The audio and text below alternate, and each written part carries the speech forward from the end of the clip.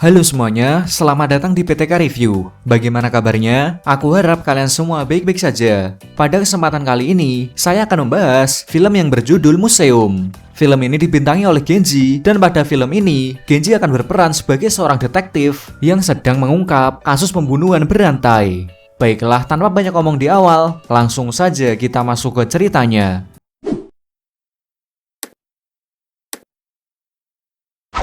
Di awal film diperlihatkan Sawamura, seorang detektif kepolisian yang terbangun dari tidurnya dan mendapat kabar melalui telepon kalau ada penemuan mayat dan mengharuskannya untuk segera datang ke lokasi. Dengan keadaan lesu, dia pun beranjak untuk segera datang ke tempat lokasi. Ketika sampai, dia bertemu dengan rekannya bernama Nishino yang sedang muntah dikarenakan dia mual karena melihat kondisi mayat yang mengenaskan.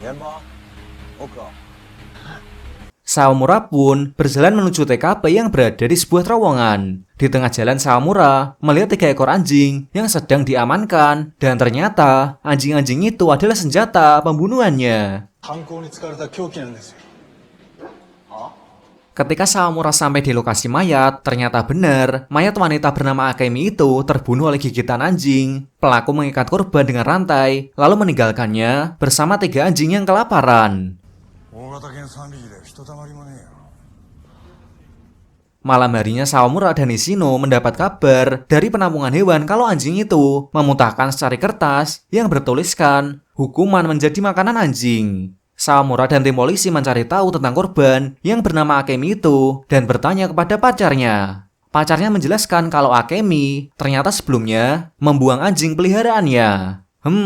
Apakah pembunuhan Akemi ini ada kaitannya dengan pembuangan anjing yang dilakukan olehnya? Entahlah, misteri masih panjang. Lanjut.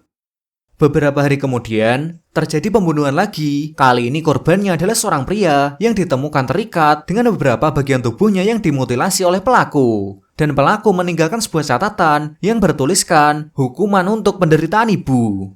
Para polisi menemukan fakta bahwa korban bernama Tatsumi adalah seorang pengangguran yang tinggal bersama ibunya. Sehingga Sawamura dan Nishino menyimpulkan bahwa korban dibunuh oleh pelaku sebagai hukuman karena penderitaan ibunya yang mempunyai seorang anak pengangguran.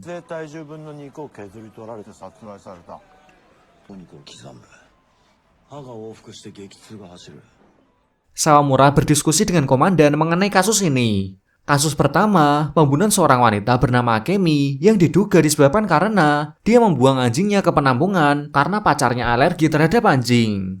Tapi bagi mereka terasa janggal karena motif pembunuhannya terlalu sederhana. Mereka heran, banyak orang yang membuang anjing, tapi kenapa hanya Akemi yang dibunuh? Lalu kasus pembunuhan kedua juga motifnya sederhana, cuma karena korban adalah pengangguran yang membebani ibunya. Oleh karena itu, Sawamura berpendapat kalau ada motif lain di balik kedua pembunuhan itu. Dalam 2 kasus ini, petunjuk yang polisi dapatkan adalah saksi mata melihat pria mencurigakan menggunakan jas hujan yang mondar-mandir di lokasi kejadian dan waktu pembunuhan adalah saat hujan. Komandan berspekulasi bahwa pelaku membunuh saat hujan untuk menyembunyikan perawakannya dan agar tidak mengundang perhatian orang-orang. Lalu beberapa saat kemudian, Nishino datang membawa informasi kalau antara korban 1 dan korban 2 memiliki kesamaan, baik yang digigit anjing ataupun yang dimutilasi. Dulunya adalah juri persidangan kasus pembunuhan Kristal 3 tahun yang lalu. Bagi yang belum tahu, juri adalah orang-orang yang dihadirkan di persidangan yang bertugas untuk memutuskan suatu perkara. Setelah mendengar hasil rapat itu, Sawamura kaget karena ternyata istrinya merupakan salah satu dari juri pembunuhan Kristal. Bagi yang masih belum tahu tentang pembunuhan Kristal, akan saya jelaskan. Jadi 3 tahun yang lalu, terjadi kasus pembunuhan Kristal dengan terdakwa bernama Shigeru. Kasus itu menjadi perhatian besar media. Pelaku meletakkan tubuh korban ke dalam cairan kristal dan membuatnya seperti boneka. Dia mengakui perbuatannya saat diinterogasi polisi, dan hasil akhir dari persidangan adalah hukuman mati bagi Shigeru. Setelah dijatuhi hukuman, terdakwa dibawa ke rumah sakit agar polisi bisa memeriksa kejiwaannya. Namun saat di rumah sakit, Shigeru malah bunuh diri. Kemudian Sawamura berusaha menghubungi istrinya, tapi tidak ada jawaban. Apesnya lagi, ternyata istri dan anaknya pergi dari rumah 2 minggu yang lalu. Istri dan anaknya pergi dari rumah karena marah dengan Sawamura yang terlalu sibuk dengan pekerjaannya sehingga tidak ada waktu untuk keluarga. Istrinya bernama Haruka dan anaknya bernama Souta. Sawamura sangat cemas kalau istri dan anaknya menjadi target pembunuhan selanjutnya.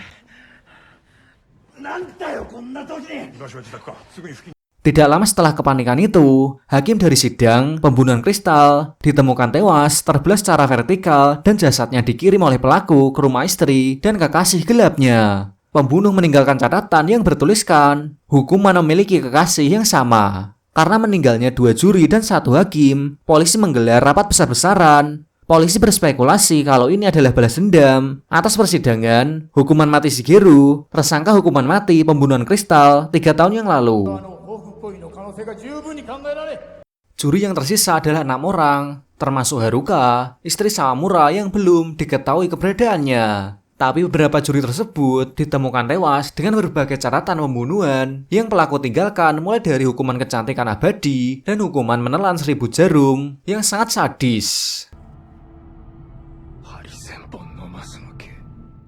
Sawamura panik karena Haruka istrinya akan menjadi sasaran pelaku. Ia dilarang untuk ikut dalam kelompok pencarian karena emosi pribadi akan mengganggu pencarian. Tapi Sawamura tidak bisa tinggal diam begitu saja ketika istri dan anaknya dalam bahaya. Sawamura diam-diam pergi ke tempat Kayo, yaitu teman dari Haruka, untuk menanyakan di mana Haruka berada. Sedangkan 2 polisi lain datang ke kediaman Kayo, tapi yang membuka pintu adalah seorang pria yang mengaku sebagai pacar Kayo dan berkata kalau Kayo tidak ada di rumah dan sekarang sedang bekerja. Sawamura bertanya pada Kayo di mana Haruka sekarang, tapi Kayo menolak untuk memberitahunya. Dan 2 polisi tadi juga datang ke tempat Kayo dan menyuruh Kayo untuk memberitahu di mana Haruka karena Haruka sedang berada dalam bahaya. Dan akhirnya Kayo mengaku kalau Haruka sedang berada di rumahnya. 2 polisi tadi kesal karena baru saja mereka dari rumah Kayo dan pacarnya Kayo tidak mau membantu penyelidikan. Tapi ternyata Kayo mengaku kalau dia tidak mempunyai pacar dan berarti yang ditemui oleh 2 polisi tadi adalah pelaku pembunuhannya. Akhirnya diperlihatkan di rumah Kayo kalau pelaku sedang bersama Haruka dan Sota dalam kondisi pingsan yang diletakkan dalam sebuah wadah. Pelaku membawa mereka berdua menggunakan mobil. Sawamura dan polisi tadi bergegas ke rumah Kayo. Di tengah jalan Sawamura melihat mobil pelaku dan dia memutuskan untuk mengejarnya.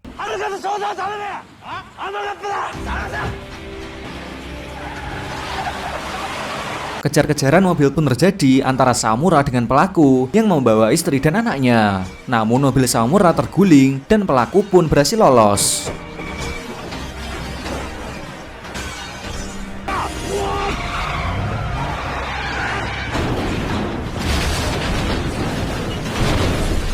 Keesokan harinya Sawamura bertemu dengan Nishino untuk membahas kasus ini. Tapi tiba-tiba pelaku datang menggunakan jubah dan topeng katak yang mengagetkan mereka berdua.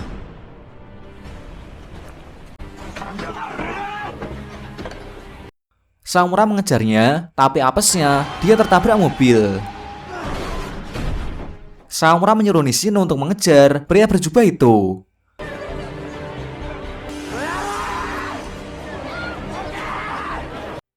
Sawamura sambil tertatih lanjut mengejar, akan tetapi dia kehilangan jejak. Lalu dia mendapat telepon dari Nishino untuk menuju ke atas gedung yang berada di dekat situ. Di sana Nishino dalam keadaan tergantung dasi di tangan pelaku. Dalam keadaan hujan, Sawamura berusaha untuk membuat pelaku tenang. Di sini pelaku mengatakan kalau dia membunuh untuk membuat seni. Dia membunuh para juri karena marah akan pembunuhan Kristal 3 tahun yang lalu dan iri kepada Shigeru yang dituduh sebagai pelakunya. Karena sebenarnya dialah pelaku di balik pembunuhan Kristal.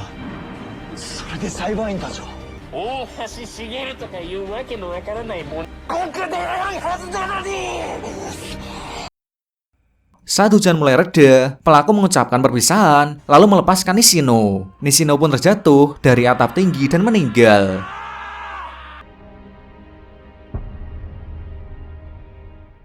Polisi lain sangat jengkel dengan Sawamura karena Sawamura sudah disuruh untuk tidak ikut dalam pencarian istrinya, tapi perintah itu diabaikan.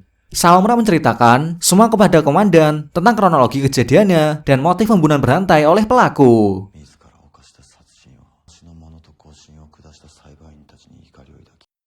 Sawamura lalu dijemput untuk menemui atasan karena para atasan sangat marah oleh tingkah Sawamura yang gegabah. Tapi di tengah perjalanan, Saomura berhasil kabur dan dia menjatuhkan diri keluar dari mobil, lalu lari dari para teman polisinya. Mendengar hal itu, bapak kepala polisi sangat marah karena kaburnya Saomura itu. Saomura berusaha menyelidiki sendiri identitas pembunuh, lalu dia teringat pada momen Nishino terbunuh. Saat itu si pembunuh menggaruk-garuk lehernya ketika matahari mulai tampak. Oleh karena itu, Saomura berspekulasi kalau pelaku alergi terhadap sinar matahari. Dia mencari info di internet dan didapatkan bahwa penyakit alergi sinar matahari disebut juga sebagai UV alergi. Dengan ciri-ciri, kulit akan terasa gatal, menyebabkan iritasi, dan kulit terkelupas apabila terkena sinar matahari. Untuk itu, dia menyimpulkan alasan pelaku membunuh saat hujan karena pelaku alergi terhadap sinar matahari. Saomura lalu mengecek satu persatu rumah sakit yang mempunyai pasien dengan penyakit UV alergi. Akhirnya dia mendapatkan rumah sakit yang mempunyai pasien dengan alergi itu. Awalnya dokter menolak memberi informasi pasiennya, tapi Saomura menodong pistol yang membuat dokter itu tidak bisa berbuat apa-apa. Saomura akhirnya mendapat identitas pelaku. Berdasarkan data pasien rumah sakit, pelaku bernama Kirishima Sanae. Saomura pun pergi ke rumah pelaku sambil berhati-hati. Dia sedikit demi sedikit melangkah, masuk dan menyisir tiap sudut ruangan, sampai akhirnya dia berada di sebuah ruangan yang berisi koran-koran tentang berita kasus pembunuhan para juri. Tapi tiba-tiba si pembunuh muncul dan memukulnya dari belakang. Mereka pun bertarung. Di situ Saomura mencekik pembunuh dan menanyakan di mana keberadaan istri dan juga anaknya. Tapi kemudian Saomura kalah. Ia pun dipukul hingga pingsan.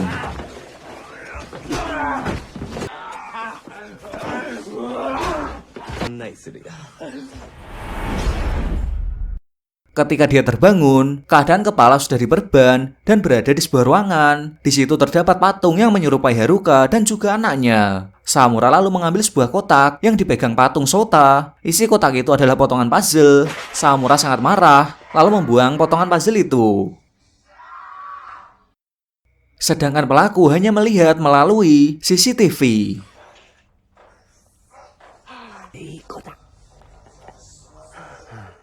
Di patung Haruka terdapat sebuah pistol. Dia lalu mengambil pistolnya. Si pembunuh juga memberikan sebungkus hamburger yang tergeletak di lantai. Sementara itu di tempat lain, komandan polisi melacak keberadaan Saomura berdasarkan histori browser yang Saomura kunjungi.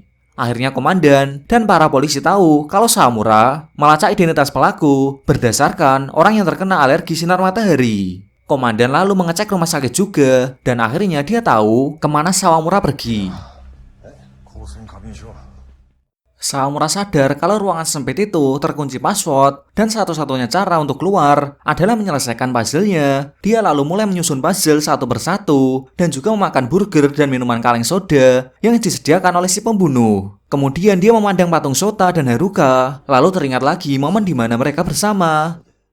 Dia melihat potongan puzzle, dan di situ mulai tampak gambar yang sama dengan yang Sota gambar dahulu. Lalu dia mencoba berbagai sandi, mulai dari Sota, Haruka hingga family, tapi semuanya gagal.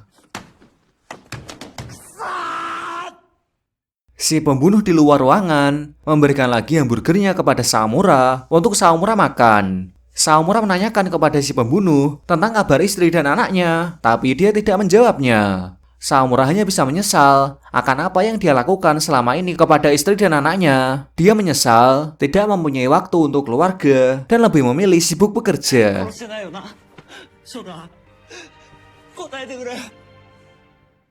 Saomura lanjut menyusun puzzle. Puzzle itu menunjukkan tulisan huruf IT, EAT. Saomura segera menuliskan sandinya. Pintu pun terbuka. Dia keluar dari ruangan itu dan mendapati kalau burger yang dia makan terbuat dari daging manusia. Kemudian Saomura menuju lemari pendingin. Ketika dibuka, yang sangat mengejutkan, isi dari lemari pendingin itu adalah jasad dari Haruka dan Sota. Saomura pun hanya bisa histeris melihat kejadian itu. Si pembunuh melihatnya dari CCTV, tapi ternyata istri dan anaknya masih hidup. Yang di lemari pendingin itu adalah jasad palsu. Kemudian si pembunuh menyuruh Haruka untuk melakukan semua perintahnya kalau mau nyawa Haruka dan anaknya selamat. Lalu si pembunuh menemui Saomura menggunakan topeng katak. Melihat itu Saomura marah dan berusaha mengejar pelaku sambil menembakinya.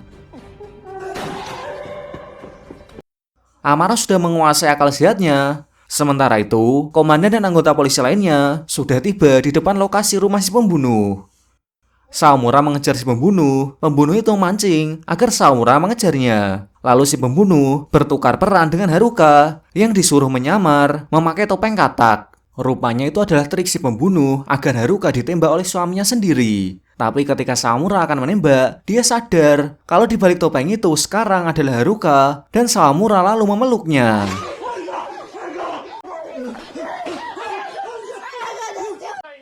Pembunuh lalu berada di belakang sambil menyandra Sota dan dia mengancam akan membunuh Sota jika Saomura tidak menembak Haruka. Tapi Saomura dengan cepat menembak si pembunuh dan si pembunuh juga menembak Saomura. Akan tetapi di sini si pembunuh tidak mengalami luka yang serius. Dan ketika pembunuh mengarahkan pistolnya ke Haruka, untungnya komandan beserta polisi segera datang.